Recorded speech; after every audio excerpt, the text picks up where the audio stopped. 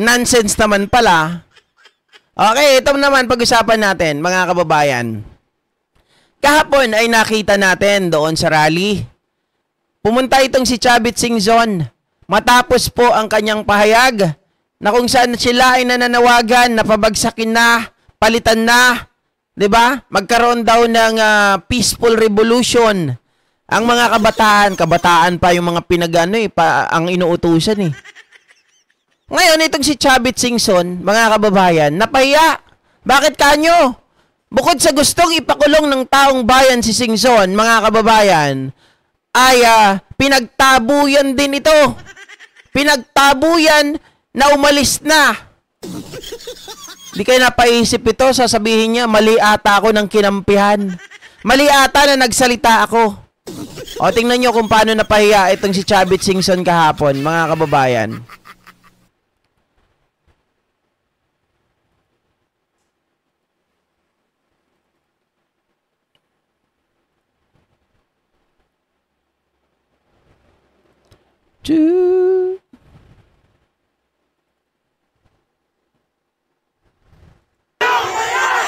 Oh.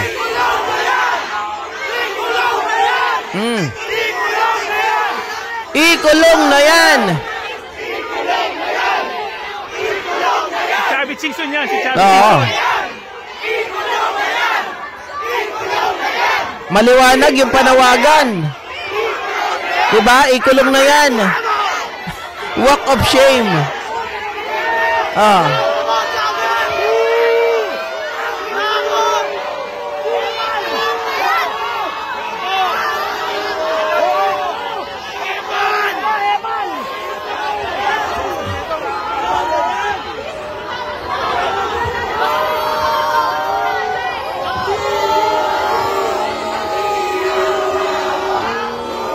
Oy, kahiya yun. Mga kababayan, binubu. Binubu. Sabi niya siguro kahapon. sabi niya siguro kahapon, mga kababayan. Tangina, pumunta pa ako. Hindi, ano lang expression lang. Siguro, syempre sa isip niya, mamamura yan. Ukin na Japan, sabi niya siguro. Ba't pa ako pumunta dito? Ibubulang pala ako nito mga to. Wala pala, mas mahal pala nila talaga si Marcos. Sabihin siguro nito mga to, mali ako ng kinampihan. 'Di ba? Grabe ang pambubo eh. Ito pa, mga kababayan, tingnan pa natin ito.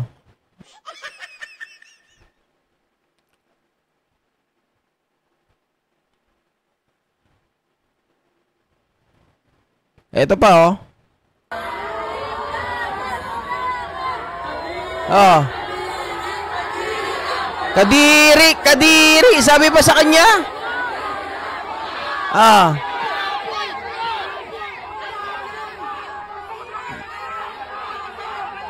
Tingnan mo yung mga bodyguard niya, oh. What can you say about the crowd? Halo-halo, walang pagkakaisa eh. Dapat magkaisa sila. How do you feel, sir? Mahalo-halo eh. Kanya-kanya sila, dapat magkaisa ang crowd. Ay, failure. Oy, minumura siya. Pinipi-ay pala siya. Akala ko ano lang tapos lumayas ka dito. Yung pala hindi, mga kababayan, meron pa palang PI. Oo. Alam niyo dapat ito kinukulong na eh. 'Di ba? Nananawagan talaga maliwanag na maliwanag eh. Ano bang gagawin ng NBI dito? Ano bang gagawin ng ano natin dito? Ito si Berberabe, mga kababayan. Pero yung maliwanag yun Kailangan daw ng isang matibay, 'di ba? Na pagkilos para ma-remove na daw ang presidente. Are you one with the protesters, or are you also?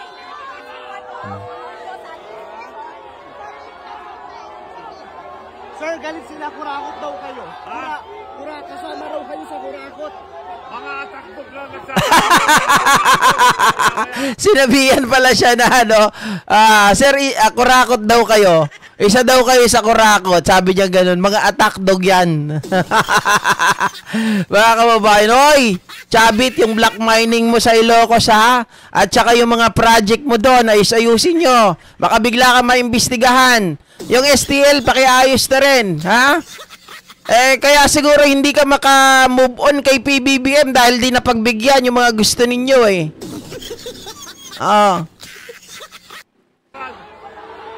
Oy, alam nyo guys, napipikon na yan.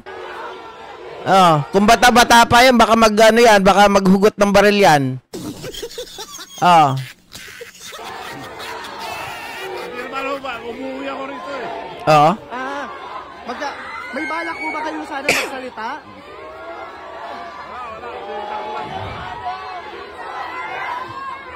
May bala ka pa magsalita, bubuka lang naman. Uwi ka na. Hindi kasi dito, mga kababayan, yan mga nagrarally dito talaga ay mga anti-corruption. Gusto na talaga nila ma-stop na yung corruption. At di ba nagpahayag po, Akbayan, Makabayan, at kung sino-sino pang mga ibang mga grupo, hindi po sila mananawagan na pababain ang Pangulo. Wala daw silang karapatan dahil totoo nga naman, Pangulo, mga kababayan, ang nagsiwalat ng korupsyon at ang gusto niya itong ipatigil. Tapos, yung tao na nagsiwalat, gusto mo pababain? Diba? At nagpahayag ang Pangulo. Kung hindi siya Pangulo, makikisa rin siya dito. Pero maliwanag na kahit wala ang presensya ng Pangulo natin dito, mga kababayan, kung wala ang physical body niya dito, mararamdaman mo at yung mga makabayan talaga at Pilipino, mararamdaman nakaisa nila si Pangulong Bongbong Marcos. Di ba? Mga ka-GP Natics, kasi kung yung tao, wala pong sabihin natin, wala pong pagmamahal sa bayan, walang pagmamahal sa kapwa niya Pilipino, pababayaan niya na yan eh. Diba? Hindi niya napapansinin yan. Bakit kanyo, mga ka-GP Natics, bakit niya papapansinin? Dadami lang yung kaaway niya, pero hindi. Ang gusto niya, matigil ito, magkaroon po ng magandang progreso ang Pilipinas. Hindi pwedeng gagaya siya sa mga predecessor niya.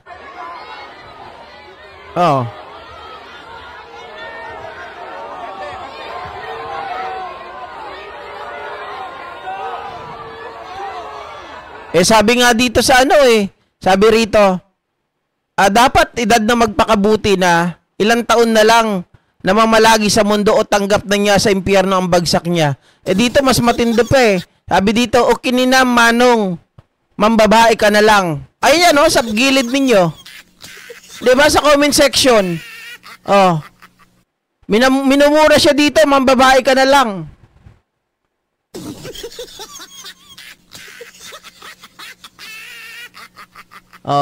Diba? Hoy, Manong, wrong venue ka, buti sa'yo dyan, kinuyog ka pa, pahiya ka ngayon, epal ka kasi. Yan, sinabihan din siya ng epal, diba?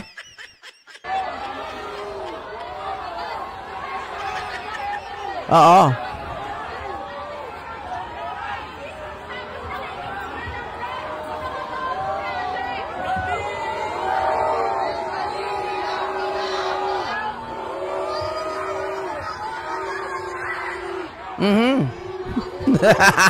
Tagay!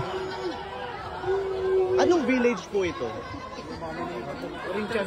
Corinthians. Plano pa siguro niyan magsalita. Kaya lang nakita niya, ay hindi pala mga DDS ang nandito. Mga kababayan. Hindi pala DDS ang nandito, yari tayo. Manong Chabit, ano na yan? Kasi naman tumanda na eh. Sabi pa sa Ilocano. Ay. Matatawa tuloy ako. Alam mo, tumanda ka na ng wala kang pinagkatandaan. Manong Chabit, sa totoo lang, dapat na mas natuto ka sa pagkakataong ganito, di ba? Huwag mo kasing gayahin. Akala mo, mangyayari yung ginawa mo kay ERAP dito kay PBBM. Di ba? Sabi ni Rams, GP kukubra ata ng pataya si Chabit kaya pumunta dyan, charot. Malapit na kainin alaga niyang buhaya si Chabit. Di ba? Polonges iyot man. Matatawa ka talaga mga kababayan kasi, syempre, nagpunta ka doon, akala mo celebrity ka eh. Akala mo, sikat ka. Tapos ibubuka lang, palalayasin ka, sabihin sa'yo ano, magnanakaw, huwag kang matawa, seryoso tayo rito.